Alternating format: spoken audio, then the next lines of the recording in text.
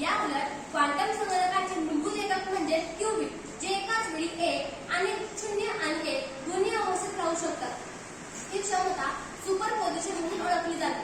याशिवाय एंटँगलमेंट या तत्वामुळे 2 किंवा अधिक क्यूबिट्समध्ये असा संबंध प्रस्थापित होतो की एक क्यूबिटची अवस्था बदलली तर दुसऱ्या क्यूबिटची अवस्था तत्क्षणी बदलते, जरी कितीही अंतरावर असली तरी. या दोन तत्वांमुळे क्वांटम संगणक एकाच वेळी प्रचंड प्रमाणात गणना करू शकतात. क्वांटम संगणक म्हणजे काय हे आपण बघितले की क्वांटम संगणक म्हणजे क्वांटम बिट्स म्हणजे क्यूबिट्स वापरणारी संगणकीय प्रणाली आहे. पारंपरिक संगणक 0 व 1